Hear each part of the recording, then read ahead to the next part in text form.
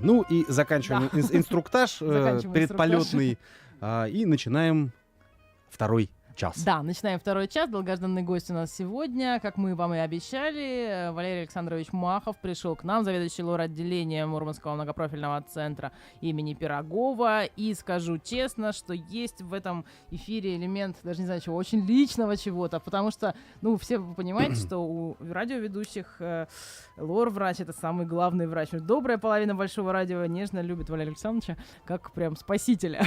Здравствуйте. Здравствуйте. Чуть-чуть, наверное, немножко поближе, и будет вас лучше слышно, может быть, да. Да. Ну что, мы сегодня собрались говорить о личном. О сокровенном. О сокровенном, да, потому что до эфира, честно, я задала Николаю вопрос. Коля, ты храпишь? Я храплю. Ты храпишь. А почему, Коля, ты храпишь? А я не знаю причин храпа. Вот, может быть, Валерий Александрович нам объяснит, что такое храп. Да, как председатель регионального отделения общества сомнологов. Да? Да. Храп — это шумное ночное дыхание, вообще переводится Мгм. на русский язык. Оно возникает по нескольким причинам. Первая причина — это сужение воздухоносных путей. Элементарно, скажем. Насморк. Ну, насморк не главная причина. Сужение горла все-таки. Нос меньше влияет на эти вещи. Это сужение горла. За счет чего? Вот дети храпят маленькие. Мгм. Аденоиды, Очень смешно большие храпят. миндалины. Сужается горло. Ребенок расслаблен. И воздух со свистом прорывается через суженное пространство, и возникает вот такой вот звук, который мы назвали, ребенок как богатырь храпит. У взрослых несколько другая причина. У взрослых причина в том, что нарушен тонус глоточных мышц, и они начинают под воздействием вот этой воздушной волны, они начинают вибрировать и издавать вот этот вот колебание ткани, храп. И появляется такое шумное дыхание. Вот. То есть дряблость мышц такая, да? Дряблость мышцы, ну а почему она возникает? Потому что природа нас создала, что у нас двойное управление. Значит, днем мы контролируем свое дыхание, еду и двумя системами. Это парасимпатическая система, бессознательная, которая самая древняя, она управляется, и обычной корой головного мозга. Это мы можем кушать, разговаривать, замедлять дыхание, напрягать. Вот. Но как только наступает ночь, сознательное управление мышцами уходит. Остается только вегетативное, парасимпатическое, ну и отчасти там поперечные мышцы тоже участвуют.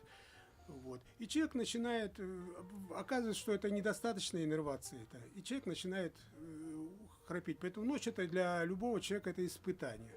То есть если бы человек себя не контролировал, он бы днем храпел? Да, я не храпел бы. Вот сигнал тревоги, человек начинает храпеть. Это значит, в мозг ему пришел сигнал: так, сейчас у тебя становится дыхание, и ты умрешь. И он пробуждается. Хотя он может не знать, что у него пробуждение идет. То есть до второй стадии. Обычно человек расправляется в третьей стадии. Третья стадия сна. Третья стадия сна — это он отдыхает. Потому что первая, вторая, она некачественная. Значит, человек не высыпается, как правило, у него масса проблем потом и на работе, и за рулем, и где угодно. Вот. И сигнал: так, товарищ, не спи, просыпайся. Вот он проснулся, тонус восстановился мышц, он хлебнул, так сказать, воздуха, и до следующей остановки. То есть это сигнализация? Да, это сигнализация, это механизм очень хороший. Вот, но, к сожалению, он иногда и он не выручает, потому что, ну, можете представить себе, там, человек, если спит, и у него за ночь там до 200 остановок дыхания. Так по бывает? Минуте, сплошь и рядом. 45 секунд, скажем, до минуты не дышит. Вот умножьте, получается, он 3-4 часа он не дышит. Ну, представьте себе За ночь. ситуацию. Да, за ночь 3-4 часа не дышать. Этот мозг не получает ни кислорода, ничего. То есть, с перерывами. Иногда он лежит, извиняюсь, как вот чугунок такой вот. И вот просыпается периодически, глотает воздух. Вот. Часто пациенты, которые ко мне приходят, я с ними разговариваю, они мне типичную картину вот эту разгадывают. Особенно жены. Они практически не спят и караулят, как бы вот мужа там ткнуть его, там, повернуть. Ну, а существует масса приспособлений. Если хотите, я вам расскажу. Ой, слушайте, конечно. расскажите, Конечно, да, надо я сейчас просто. только объявлю, что 4509-45 наш телефон прямого эфира, нам можно звонить и задавать вопросы. Валерий Александрович Махов у нас в гостях, это заведующий лор-отделением Муромского многопрофильного центра имени Пирогова и председатель нашего регионального отделения общества сомнологов, что уже безумно интересно. Вот эти морфейские штуки, интересно, да? А вот нам интересно, вот сейчас вы рассказывали, то есть храп — это не так плохо, Это как хорошо говорят. получается. Ну не то, что что он хорошо, не так говорят плохо. С храпом не нужно бороться, как вот, борются там с болезнями. Храп это во всех случаях плохо. Плохо это обструкция дыхания Мгм. в той или иной степени. Мгм. Понимаете, есть, как вы называют в кавычках, конечно, доброкачественный храп, когда нет остановки. Мгм. Ну, это первая стадия, потом это все, так сказать, То есть усугубляется. это симптом первый, это да, такой? симптом шумный, это говорит о том, что у человека неполадки есть. Мгм. Неполадки в проходимости через воздушные пути. Вот. Сначала они не столь значимы. Вот. А потом, когда присоединяется эффект так называемой вентури, то есть когда это физика 8 класс, да, когда в районе усиления скорости газов или воды развивается отрицательное давление, и все, что не нужно, начинает как бы схлапываться, как клапан. Вот глотка начинает еще реже сужаться за да. счет вот этого вот эффекта вентури. И тогда у человека оп, и остановка. И до тех пор, пока не накопится в мозгу достаточное количество СО2, а он является раздражителем дыхательного центра в мозгу, Мгм. пока мозг не даст, просыпался, так, дыши. И вот человек просыпается и начинает дышать. И это все постоянно так продолжается. То есть ночь это, в общем, это борьба, так сказать, За жизнь. за жизнь, да. По сути дела, превращается у этих больных. Ну и, естественно, очень негативные последствия отсутствия сна, потому что я всегда говорил, что ночью все гормоны вырабатываются только ночью. Только во время сна? Только во время сна. Подождите, а вот эти вот гормоны радости, все прочее, Да, поел да, макарон, да, да. обрадовался? Соматотропные, эндорфины, все это вырабатывается во время Ночью сна. или во время сна именно? Во время сна. Сна. Почему? Потому что эндорфины это вообще гормон, так сказать, хорошего настроения, но у него есть предшественник. Еще один, соматотропные гормоны, которые тоже только ночью. Ну уж для мужчин тестостерон я не буду объяснять, что это такое. Это хлеб насущный, что То есть, называется. если не Хлеб спать... насущный и не хлеб, да? Поэтому он вырабатывается только ночью. И как только он гипоксия, он перестает вырабатываться. Тестостерон это единственный гормон, который ведет к расщеплению жира. М. Поэтому мужчина, который храпит, даже нечего думать о том, чтобы похудеть и перестать храпеть до тех пор, пока он не начнет нормально дышать. А как вот нормально дышать, я могу рассказать. Это Да, уже, так да, сказать, да, последующий да, да, вопрос. это ужасно интересно. Нет, Я просто, сейчас, если- подожди, да, Коля, у мгм. меня озарение случилось. Я поняла, что такое храп. Это когда вот у меня в машине начинают двигать или что-то посторонние звуки, то они, в принципе, сами по себе меня не беспокоят. Но я понимаю, что мне надо ехать на диагностику, потому что, значит, там что-то не в порядке. Это Да, то же что-то, самое. да, да. А если человек сбит, график, не знаю, сна или что-то, режим у него, и спит он днем, а не ночью? Рваный режим, да, какой-нибудь. Ну, Ночные смены, из-за например. работы. Знаете, это несколько другая история. Эта история, вот, так сказать, связана с нарушением режима сна. Она больше касается невропатологов. Мы говорим о нарушениях дыхания. Мгм. Ну, Это несколько другая ситуация. а храп и нарушение дыхания зависит от того, По сути, человек... одно и то же. Да, зависит от того, у человека все хорошо с графиком сна или нет. Он там повышенная утомляемость, у него еще что-то такое. Или это не связанные между собой вообще Знаете, вещи? прямой связи такой нет. Понимаешь, если человек не храпит и не храпит, хоть его за ноги подвесь, он будет спать и не храпеть, понимаете? Но если у него есть расположенность, конечно, эти безумные ночные бдения ему только усилят храпы. Но это не прямое действие. Мгм, Ага. не прямой. А вот мы говорили, что вот мышцы теряют тонус, поэтому становятся там какие-то более дряблыми. А как в тонусе держать мышцы? А Тренировать. никак. Природа Никак. Спасибо. Природа об этом не позаботилась. На этом, кстати говоря, много сделано денег и разговоров, и народ обманутый. Всякие гимнастики. Вот поверьте мне, я занимаюсь храпом 15 лет, плотно так. А сами как злоупотребляете? Храпом? Да. Я вам могу открыть секрет, когда у меня вес был 118 килограмм, я храпел. Сейчас у меня 86, я не храплю вообще. Класс. Ну, это когда мы перейдем, Да, хорошо, да. да. я вам объясню, что это такое. Вот. И вот такая вот. То есть никак мышцы в тонусе невозможно Ну, держать, есть да? мышцы в организме, которые у нас не тренируются и не Ну, развиваются. нельзя Есть, накачать, да. накачать. Ну, Да. можно там и мышцы тренировать, но вы же понимаете, что невозможно. Ну, не предусмотрела природа таких вещей. Есть, да. Вот. такие. Животные храпят за счет тоже... не предус... Природа, к сожалению, не предусмотрела. А почему? Она не предусмотрела. Считается, что это расплата за прямохождение. Ну, есть такая теория. А, Вот то есть- почему все время хочется лежать. Да, Ну, да, лежать, потому когда человек стоит, и животные, они все больше, так сказать, двигаются и стоят, и у них нету. И, кстати, считают, почему полипы у человека растут и у приматов высших. Считается, что это вот за это расплата за прямохождение. Ну, вот такая теория есть, по крайней мере, она имеет своих почитателей, я говорю, в научных кругах. мгм. Вот. ну давайте о причинах, да, наверное? Давайте о Да, причинах. почему? Вот что способствует храпу? Причина, Да, значит, причина. все, что приводит к сужению горла. А что?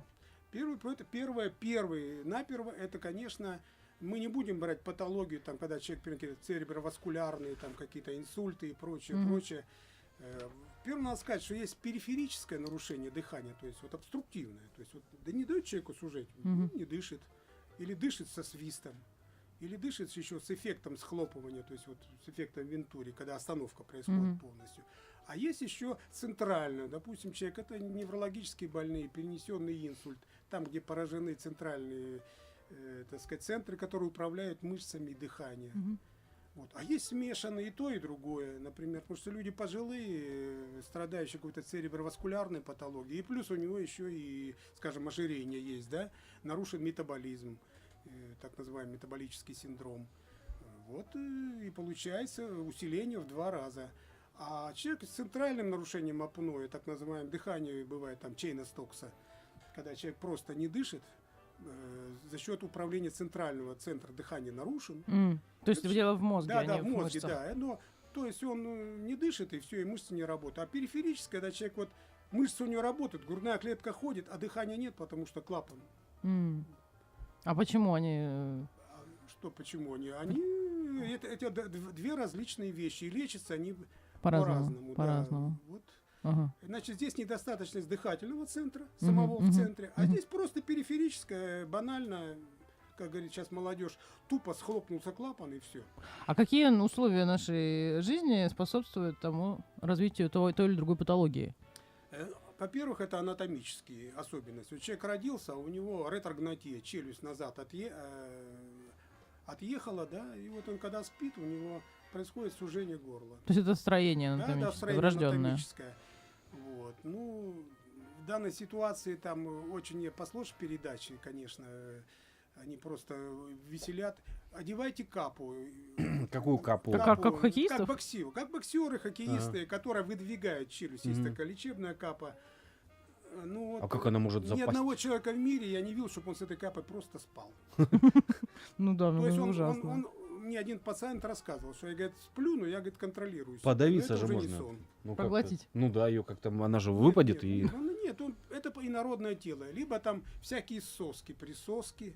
Знаете, Соски. Вот кладут, когда человек начинает засыпать, она вдруг начинает его там Раздражать. беспокоить, и он опять с 3-й стадии переходит во 2-ю, в 1-ю просыпается. Но это тоже не сон. То есть он не высыпается, это никак. Я бы сказал, качественный сон начинается с 3-й, особенно с 4-й стадии. А третья это глубокая, а четвертая... Это глубокая, самая быстрая стадия сна, там где человек вот отдыхает, действительно. Мгм. И 3-я тоже. 2-я это стадия вери, когда, знаете, вы ловили себя на ощущение, что вот как будто бы спите и не спите. Мгм, Да? Мгм. мгм. Это называется стадия вери. Там не Такое отдыхает состояние. человек. Там получается. человек не отдыхает, мозг не отдыхает, и, так сказать, до беды тоже очень недалеко. До беды? Да, ну, потому что ведь человек не отдыхает, если мозг Ага. не отдыхает, он может заснуть за рулем. Мгм. Днем, они ведь спят. Там же целые опросники есть. Когда человек, вот я там, как вы спите, сколько спите, за рулем они засыпают. Вот он разговаривает с вами, вдруг с того и сего взял и захрапел. Мгм. Так что То есть он там не и в отдыхает. литературе достаточно персонажей, когда описывают, что человек просто...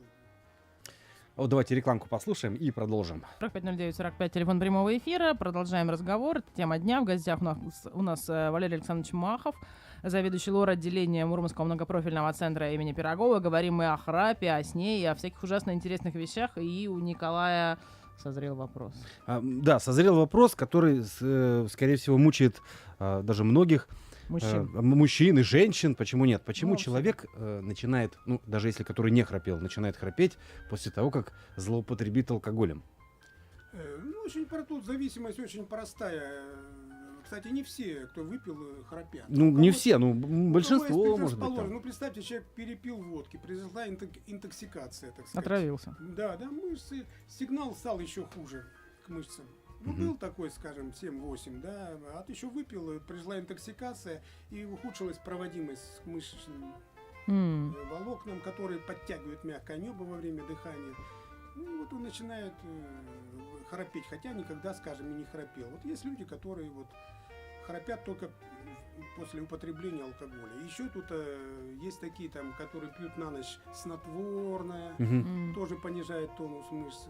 От давления. Раньше препараты было на основе резерпина, там сплошь и рядом храпели все после него, которые снижают тонус мышц, вернее, иннервацию. Они все-таки имеют такое вот центральное происхождение. А всякие седативные, там, успокоительные, все тоже, да? К усилению храпа. Вон как.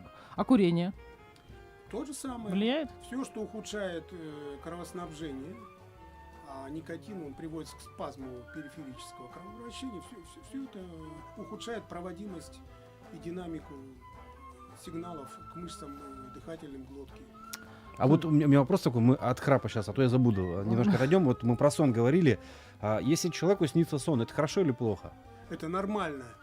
Человеку должен сниться сон. Сон — это когда человек ночью спит, это идет ночная переработка всех данных. Когда-то он что-то видел, неестественные всякие комбинации и так далее, потому что... А мозг отдыхает? Да, Когда видит мозг сны. отдыхает, потому что мозг не работает в это время. И работают... Что это за приемник, который это все это видит? это отделы, которые работают. Ночные отделы, в ночную. Да.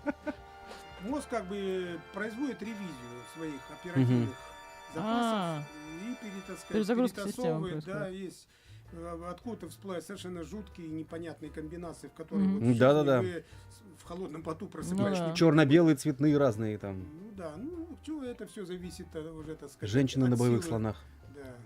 Да. Ну, это есть своего, да? Да, и о личном. да. Отлично. Ну, давайте, да. Да, я к хочу про храпу. сон еще во второй части нашего эфира, может быть, поговорить. А сейчас все-таки про храп, Да. ожирение. Почему? А почему ожирение? Потому что жир, он... как Везде бы, накапливается. Вон, понимаете, все наши органы, они соединены тканью, к которой относится жир. Вот как прокладки, как Мгм. вот про автомобиль. Все Мгм. прокладки, все замещаются жиром. Так. Когда у человека много жира, что происходит? Происходит его как бы Он не тонет. сужение внутреннего просвета. И Ага. оно становится очень подвидно, знаете, как холодец. Да. И вот человек ложится, у него все это Да, распластывается, раз, поплыло вот, всё, либо да. когда он дышит, слизистая очень подвижна, поскольку она как вот находится на прокладке на такой. Мгм. Вот. А когда ее нет, понятно, что там и движений нет. То есть и там тоже жир получается. Он везде. Ну, то есть. это, в общем, мы обязаны как раз вот этому.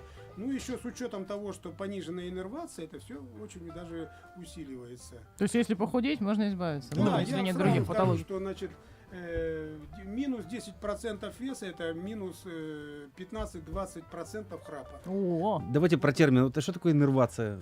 Ага. Что это? Иннервация это что такое? Иннервация, это, понимаете, это к мышцам, когда идут нервы и заставляют нерв сокращаться, так образно Импульсы говоря. там такие Ну, идут. так. мгм. Понятно. Дифферентные и дифферентные, то все нисходящие, восходящие. Мгм. Вот они иннервируют глотку. Глотка сообщает им о своем состоянии, идет сигнал от мозга, там, скажем, сократиться. Мгм. Ну, это все управляется, скажем, из дыхательного центра.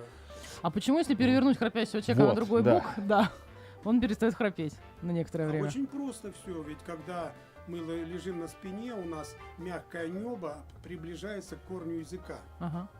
Ну, естественно, и сужает. то есть закон физики пространство. просто, да. Это закон Ньютона на планете Мгм. Земля.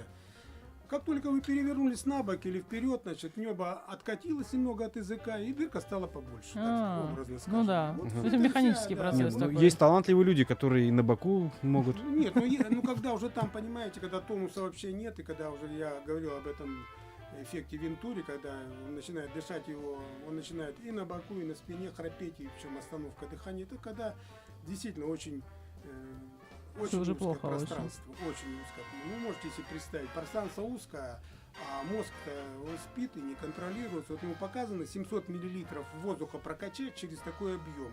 Ведь чем уже пространство, тем сильнее скорость. Мгм. Чем сильнее скорость, тем сильнее разрежение над тканями. Понимаете? Вибрировать Так, вы начинает, видите, да. когда шарик вот надуваете Да. вокруг себя, А и потом вот так вот сдувается, шарик. да. Ага. Точно так же спадается и глотка. Причем на многих уровнях. На уровне носоглотки, на уровне глотки, на уровне надгортанника. Мгм. Вот я очень часто, редко, не редко встречал такую вещь. Я очень много раньше оперировал вот эти храпы, и вот, ну, вы знаете, интересные вещи. Приходит человек, как? Слушайте, отлично, доктор, дорогой, спасибо, все. Встречаю его через год, через два. Ну, да, храплю. А в чем суть была? Мы ему делали операцию. Операция, я вам скажу, что очень болезненная, особенно после операции. Мгм. И больные просто перестают есть в течение месяца и худеют на 10-15 килограмм. А, И вот эти проценты, о которых я говорил, они счастливы. Вот. Пока снова не естественно, там толстеет. и определение есть, там меньше вибрирующих тканей, там Мгм. глотка расширяется, это есть. Но вот это тоже, это первый эффект. Вот, когда я говорю, человек перестает есть, у него уменьшается вес, и вот он все это вместе дает очень хороший эффект. То есть А потом холодильник они на замок. возвращаются опять на какой-то Ага. период, значит. Вот тут похрапываю, ну вот так остановок дыхания нет, ну и слава богу. А как... Да, Мгм. у тебя вопрос? Да не, ну по храпу, вот, значит, он уже дышит, да, а храпит тут уже, ну, как бы не так плохо. А у него была именно остановка дыхания из-за этого, да. Ну, да, остановка дыхания, да, это следствие храпа. Ну, нарушение давай, дыхания. давай. Да, я хотела спросить, насколько это серьезно и это действительно ведет к смерти, то есть или Да, нет? Да. Это очень. То есть от серьезно. храпа можно умереть? Да. Ну, от храпа от самого умереть Ну. нельзя, но вызванные ею изменения приведут, в общем. Ну, можете представить, я же говорил, что нарушается функция всей нашей гормональной системы. Мгм. Вот, И задохнулся он? гипертоники, вот гипертоники, допустим, особенно с утренним повышением, это говорит о том, что он ночь спал с большими перерывами. Естественно, у него, это же, он выбрасывается кортизол, гормон тревоги, так сказать, адаптации, когда он не дышит. Мгм. Естественно, адреналин, он все это сожжет и сужает, появляется давление. Мне утром человек встает, а у него давление там 180. Потому что он всю ночь он боролся с адреналовым вот таким шоком, по сути дела. Вот и все. Естественно, эти системы, если они плохо ночью работают, то нарушается метаболизм. То есть откладывается жир. Что вы делаете, чего не делаете. Значит, инсулин начинает просто любой углевод перекачивать в жир. Вот просто любой. При отсутствии тестостерона, ну там ряда еще других. Мгм. Это не будем углубляться, это очень сложно для непосвященного уха. Вот. И все это со временем, и понимаете, что гипоксия мозга, она ведет к чему? К энцефалопатии, то есть нарушение процессов возбуждения, торможения. И, в общем, человек сразу ему надо, если у него есть предрасположенность к заболеваниям, там каким-то Альцгеймер или что, они начинают просто цвести и распространяться просто с неимоверной скоростью. А смерть, она связана как раз с нарушением вот, принципа дыхания, обогащения мозга кислородом. У нас с этим напрямую связано и с большими нарушениями вот, обмена. Мгм. Слушайте, Сейчас ужасно мы, да, интересно, да. на новости сейчас уйдем Да, мы сейчас и уходим вернемся. на новости, а потом спросим, что с этим делать, как бороться и как помочь. Продолжаем тему дня. Валерий Александрович Махов, заведующий отделением Мурманского многопрофильного центра имени Пирогова, у нас сегодня в студии, и нам ужасно интересно и в эфире, и за эфиром. И нам обещали пошаговую инструкцию. Пошаговую инструкцию по поводу чего? Я спросил, вот есть люди такие, которые там не храпят, да? Никогда. Александрович? Да, есть такие люди. И вот как Как бороться... стать таким Да, человеком? не как с таким человеком. Как вообще бороться с храпом? Например, я начал храпеть как, на себе, например, сказал, вот не храпел, потом бац, и что-то началось. Вот я не знаю, с чего это началось. Вот, и Валерий Александрович говорит, сейчас я вам расскажу, как нужно бороться. Так. И вот как бороться, если не нравится храп? Ну, храп рано или поздно появляется у мужчин у 40% с возрастом, после 40 лет. Мгм. А женская И это, у женщин статистика? чуть-чуть поменьше. Вот. Он появляется в силу как раз вот тех причин, связанных с изменением и гормонального статуса, особенно у женщин и у мужчин, и с явлениями нарушения обмена, как и все это из этого действует. То есть уменьшение сопротивляемости глоточных мышц и поддержание тонуса. Только это, то есть это вещь, которая природа, ну так скажем, не предусмотрела. Это, кстати, это огромный, так сказать, плюс для атеистов, потому что Господь создал же не для того, чтобы мучился человек. Это так не природа создала, или потому что человек вышел из рамков естественного отбора, да, и он, так сказать, и природа ему тут ни к чему уже как бы. Но храпеть-то он не перестал, вот, и его наказали, потому что другое бы животное, оно давно вымерло с храпом, и такой популяции не было, и храпа бы вообще не было бы. Потому что мы бы вымерли. А человек, он ко всему Привык, да, адаптируется. И поэтому... Тем более, если человек живет не один. Есть кому перевернуть. Поэтому храп, он запрограммирован. Он запрограммирован в силу и генетических, и эволюционных причин.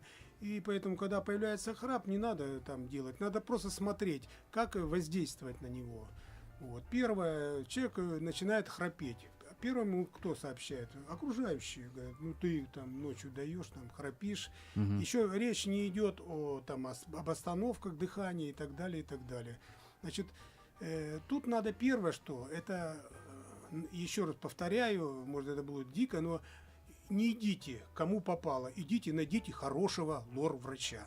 Как найти хорошего лор-врача? Это не ко мне вопрос, это к нашим руководителям.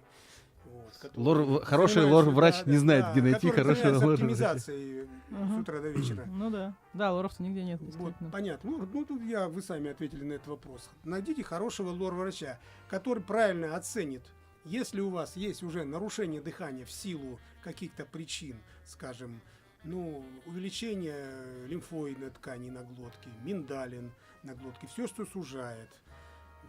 Вам, естественно, будет предложено будет, если вы хотите, давайте мы вот так сделаем, то есть уменьшим, даже если эти миндалины здоровые, то есть они иммунологические, можно просто делать там тонзиллотомию, уменьшить и расширить. А что предложит плохой врач? А вот он вообще от вас отмахнется, потому что он про это не слышал и разговаривать с вами не будет. Это сострадательное лицо сделает. И вы поймите, что у нас до сих пор в России нет даже такой болезни. Обструктивное апноэ сна. Его нет, его и шифра нет. Как еще раз называется? Обструктивное апноэ сна. То, о чем мы говорим. Вот так синдром он называется. Его нет вообще, и болезни это нет. Есть бронхопатия, но она относится к невропатологическим там этим и к документам, и там это все, что связано с нарушением центральной нервной системы. То есть для Минздрава такой болезни нет? Нету, и ни шифра нету. Хотя я пишу сейчас, шифрую там и другие заболевания лор-органов. J39.9, то есть такой. Нас за это не ругают, слава богу, мы хоть спасаем больных. И фонд смотрит на это как бы сквозь пальцы, потому что они сами мучаются. Сами храпят. Конечно, еще как. Они понимают, что вылечить больного невозможно. Операция. Операция идет, когда у вас есть просто какая-то материальная причина для храпа, то есть сужения. А когда уже нарушена иннервация у вас, я говорю, тонусы, тут вы уже ничего не сделаете. То есть вы единственно можете воздействовать, очень резко похудеть для того, чтобы уменьшить прослойку и расширить горло, и все. И перейти так называемую СИПАП-терапию, то есть вспомогательную вентиляцию. Значит, это великолепно. Я вам расскажу просто один случай. Я был в Барвихе, в центре нарушения сна. Так, конечно, где же мы еще быть? Был такой там пациент, такой массивный, такой, очень большую должность. Занимал в оборонно-экспорте такой весь. Барвиха же. Да, и профессор, значит, ему не спит, сделали ему полисомнографию, это исследование сна. Там появилось, что у него постоянные эти остановки. Он ему свой прибор дал на ночь. Значит, встает дяденька и говорит: слушайте, я так поспал хорошо, мне так хорошо, говорит, это аппарат, говорит, можно я, говорит, вот этот аппарат у вас куплю? Он говорит, да вы купить не можете, потому что у вас страховка не та, там начинается. Он так, как страховка не та? Значит, берет, ну-ка наберите мне страховщика, значит, вау, все, я забираю, значит. Это и было. И он до сих пор дышит, потом я разговаривал, он похудел на 30 килограмм. Он чувствует себя хорошо. У него, конечно, он полностью не реабилитировался, потому что он до 60 лет ходил там спал через час, через Мгм, минуту. мгм. Но, так сказать, вот процессы затормозились все, более-менее. Он возит. Да я вот раньше на охоту ездил, у меня аппаратили фин с собой, значит, маленький аппарат. И единственное, егеря там его материли между Мгм. собой, потому что надо таскать был этот генератор с бензиновый-то. Ему же 220 надо. Мгм. Вот фин приходит, ложимся, он тихонечко маску на нос и спит спокойно. Ну, это было, извините, это было 20 лет назад. Мгм. Мгм. У нас в России вообще не слухали, и вообще этот храп, это вообще считается божья болезнь, как пьяный у нас. Божий. Так это Ну, кислород Божий там? человек. даже и храпящий тоже божий. люди. Кислород Ну, через храпит, маску поступал крепко просто, и спит. все. Вот. А это сейчас стали только разбираться. Но еще все равно у нас обследование, оно не входит в страховую обеспечение страхового полиса. Его нет. То есть Мгм. больной должен платить. Мгм. Его нету просто.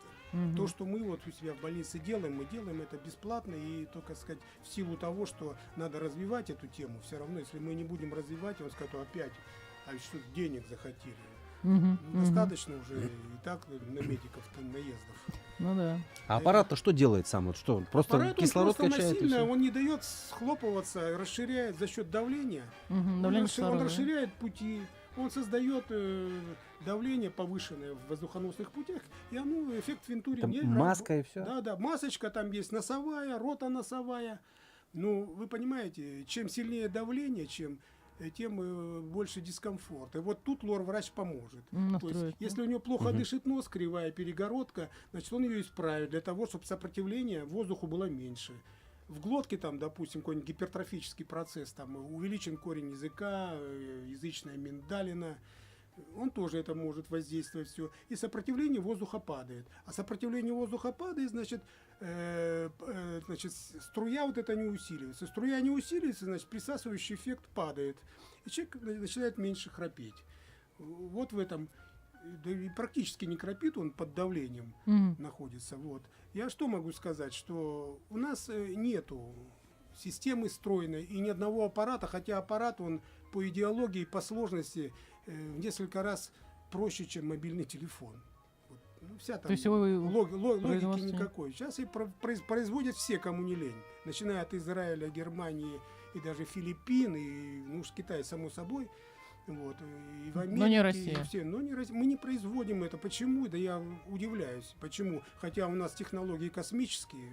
Мгм. Ну, вот. Сам я разговаривал с конструктором, с автором. Он говорит, что там идеология проще в 10 раз, чем мобильного телефона, смартфона. Мгм. То есть ничего там не надо. Там просто надо понять, что это надо, и все. И вот это наличие вот этих аппаратов, СИПАП-аппаратов, они введены в обязательное медицинское страхование. Вот я, например, с одним из Израиля разговариваю. Там у них только неприятности какие идут. Страховая пани говорит, а почему вы купили вот за там Дороже, а столько не тысяч дешевле, да. долларов, а у нас он только... Ему объясняют, что у этого больного еще есть вот такие нарушения, что вот тут более сложная Мгм. вентиляция нужна, поскольку он страдает, и никаких вопросов. То есть все по ОМС, ну, Да, условно ПМС, говоря. да, она вводится. Ну вот я вам скажу, что сейчас в работе в США более 6, вот, ну это было года 2 назад, более 6 миллионов аппаратов работает. Мгм. Люди, которые живут с аппаратом. 6 миллионов. В Израиле около 2. Выданных людям бесплатно Да, по да, программе да, страхования. Да. То есть потому что это жизненно необходимая вещь. Потому что люди понимают, что это жизненно необходимая вещь. А вот вы говорили перед эфиром, а сколько процентов смертей приходится на этот Ну, синдром? и до 30%. До 30%. Причиной смерти, непосредственно приводящие к смерти, ну, там понятно, что у человека накопились и цереброваскулярные проблемы, и Мгм. кардиальные проблемы. Ну, вот курковым, так сказать, эффектом. Мгм, является как раз вот толчком это вот таким, апноэ да? раз, и все, фибрилляция сердца, и довольно часто это все бывает. То есть это реальная угроза жизни, и при этом мы не видим в реально этом угроза. заболевания, И ничего надо не лечим. просто озаботиться и понять, что что это можно контролировать. И никаких проблем. А что для того контролировать? Ну, на сегодняшний момент я объяснил, что надо найти хорошего врача, который вам на первом этапе скажет, что молодой человек вам или там не молодой человек, вам не надо тут ничего оперировать, ничего Мгм. трогать. Я могу рассказать о том, как я в молодости оперировал. Я очень много оперировал. Мы читали это панацеей. Потом я со временем пришел к мысли, что операция, в общем-то, радикально не излечает. Она упрощает, Но то, что после операции остаются в глотке рубцы, которые ведут себя непонятно, и пациент это все испытывает. В общем, Ну, это это мучительный процесс. да, да, да, так, и сколько я видел у орофарингос так называемых стенозов, вот тут подрабатывали в различных организациях, жгли. Вот приходит дама, у нее маленькая тоненькая вороночка, потому что рубцы стянули, она свистит и сопит, как свисток уже, понимаете? Это вот результат широких хирургических. Есть хирургические проблемы, которые, ну, надо, я говорил, где гипертрофия? Вот действительно, там корень языка большой, где мягкое небо огромное, уже набилась она, колотится, и уже набилась вот таким пузырем, что без него уже, так сказать, не удалив его, дышать он вообще не будет. И этот самый, и переходить на СИПАП-терапию, конечно, вентиляция. Она запускает все механизмы санации.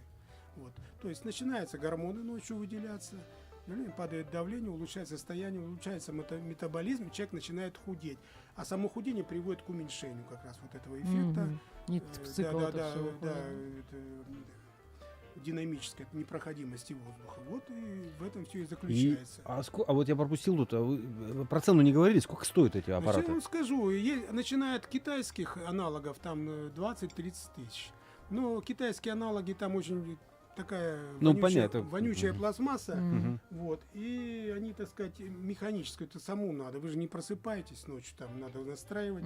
Сейчас масса есть великолепные, это из Новой Зеландии, из Швеции, Бриз, немцы, ну, там фирма, они, конечно, бренд там поставили, ну, совершенно ни к чему это. Это как за аппаратуру Sony дерут деньги, а за что непонятно, она ничем не лучше китайской выпущенной. Ну, сейчас скажу, что в среднем хороший аппарат можно купить за 60 тысяч рублей.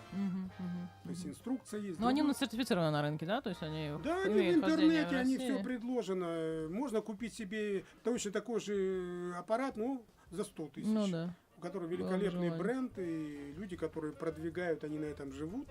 Вот. Ну и хотелось бы сказать сразу, вот эти приспособы, эти все крики, давайте мы вылечим храп, уйдет. Да-да-да, вот про гипнозом, иглоукалыванием, уринотерапией. Да, это все глупости. Значит, приспособления, всякие соски, всякие эти мячики в кармашек на спинку. Мячики в кармашек? Да, на спинку, да, чтобы он переворачивал. Ну, не даете человеку просто заснуть и все. Чтобы на спине не спал. Потому он и не храпит. Принцесса на горошине. Все уже написано. Мы вылечили храп. Человек не спит и не храпит. Да, не спит и не храпит. Вот и все, вот очень здорово. Или спит очень некачественно. А вот этим же контролируется все. Вот и все. И все, дурь. Дурь, не тратьте деньги, даже не пытайтесь. Интернет завален, аптеки завалены. Это все, ну, это бизнес просто. Людям хочется жить очень хорошо, знаете,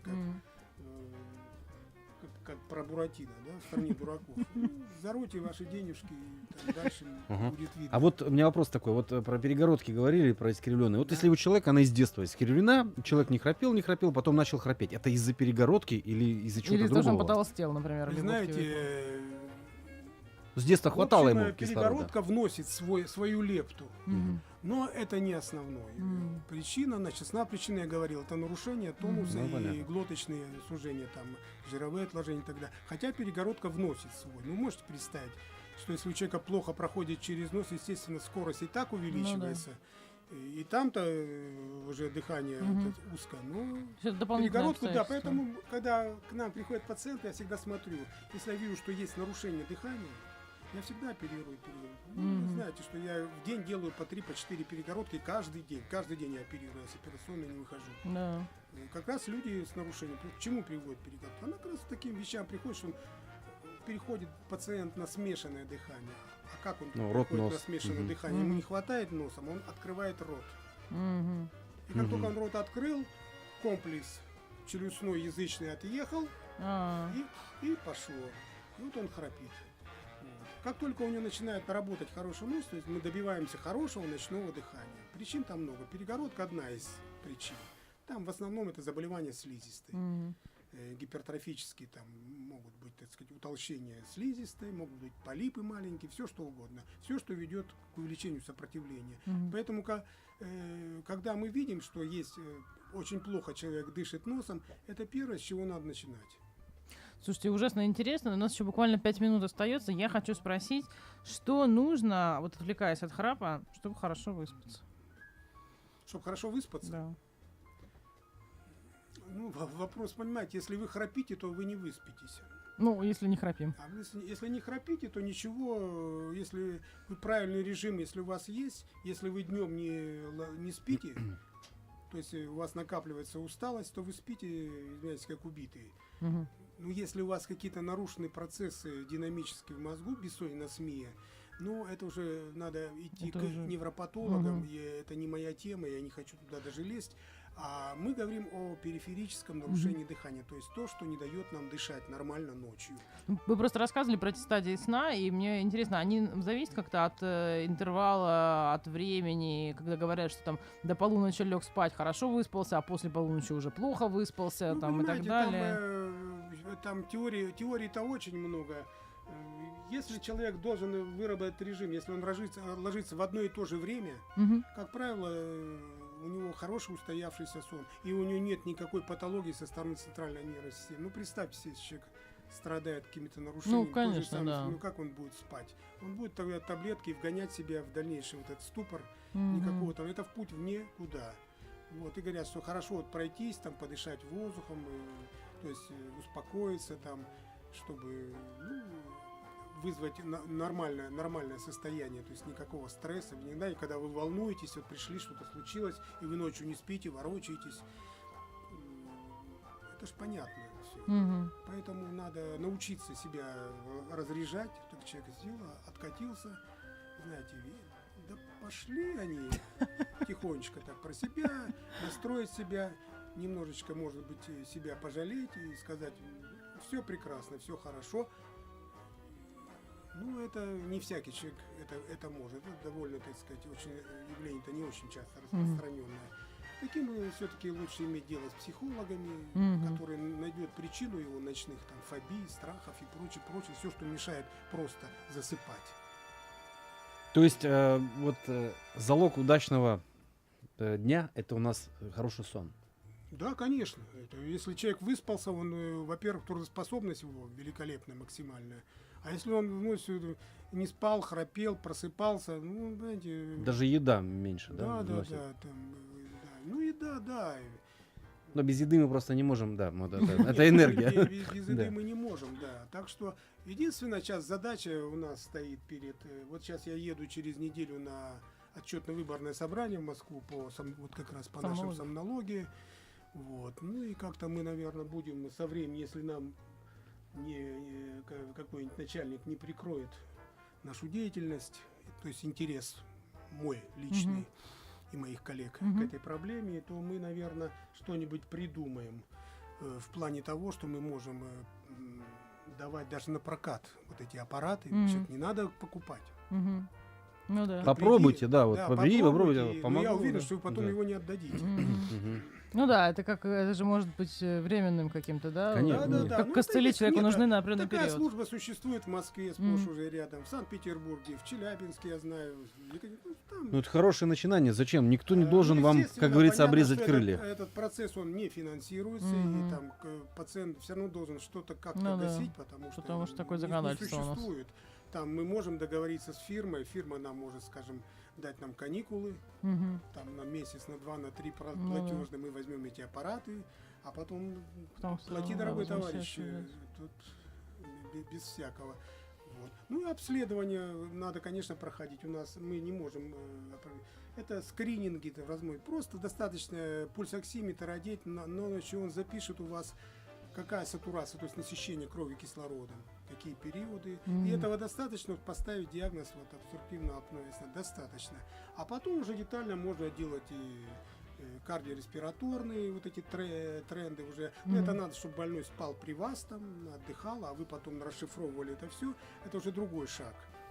Ну, сейчас достаточно, что мы так можем ставить У диагноз. меня есть напоследок один практический вопрос для тех, кто нас слушает. Если человек храпит, если он страдает от этого, ему куда надо идти? Особенно, если у него нет лор-врача в поликлинике.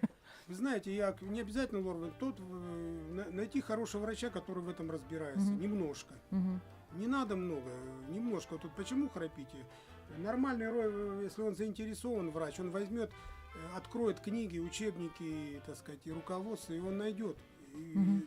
все вопросы нет, то позвонит там коллегам и Мгм. так далее. Вот и все. А человек, к которому вы обратились, который без вас-то ему тошно жить, и вы еще на его такую проблему, что за глупости? Еще и храп. Да. В странах, допустим, там в Израиле, этим занимаются семейные врачи. То есть к нему спокойно с такой жалобой обращаются. Вот. Он единственное, значит, сразу туда, вот это, все. То есть они все проспециализированы, потому что знают, что этим заканчивается. Мгм. Вот. Ну, я не могу сказать, я не буду хвалить зарубежные. Там своих проблем масса, таких, что не приведи Господь. Вот. Ну, у нас тоже вот хотелось бы, но вот меня убивает последняя вот эта вся оптимизация. Мгм. Да, конечно, это просто уже Ну не да. анекдот. Уже не анекдот, и пропали врачи в городе Да, вообще как пропали. явление, просто. Не учат? Да, Откуда они потом, пропали? бумаги высылают жуткие совершенно. А зачем вы кладете больных в больницу? А куда мы его положим? Полег в больницу, это А хорошо. зачем вот амбулаторно? А кто его сделает? А если он поедет домой себе в Кировск, и по дороге у него начнется носовое кровотечение? А на эти вопросы никто не дает. Сидят дамы такие с хорошими прическами, в хороших пиджаках, несут такую ахинею, что просто невозможно. Невозможно избежать. Затраты будут в Ну, любом конечно, случае. если человек надо лечить. Да. Ну, это проблема. Да. Храп это проблема, болезнь. Можно сказать. Это уже, да. болезнь, да. Да, Да, и- это С храпом лучше, с ним можно разобраться, у него есть, есть специалисты, да. А вот с оптимизацией... Ну, Да. я думаю, что Сложнее. мы ничего не сделаем мы с оптимизацией. Да, Тут да, да. просто, не знаю, сейчас даже мне тут сложно что-то говорить. Мгм. Финансирование тоже нельзя открывать вот такое. Откройте Мгм. финансирование. Деньги разворуют, я вас уверяю сразу. Главные врачи поднимут все зарплаты, и все уйдет туда. Мгм. Я не боюсь, почему? Потому что я уже достиг такой периода, когда мне это не страшно. Да, у нас так, мы Критика. потом вырежем. Вот. Да. У нас такой, нет, Не, вообще у нас да. прямой эфир. Прямой эфир. У нас был в гостях Был Валерий прямой Александрович эфир, Махов. да, прекрасный, совершенно замечательный собеседник, заведующий лор-отделением Мурманского многопрофильного центра имени Пирогова. И говорили мы о храпе, о сне, о ужасно интересных вещах. И будем Мгм. надеяться, что когда-нибудь все-таки у нас в систему ОМС это дело войдет, и Минздрав поймет вдруг, что это болезнь, от которой умирают. Вот. Ну, нам было интересно. Спасибо вам большое. что пришли Да, к нам, да, приходите спасибо. еще. Спасибо.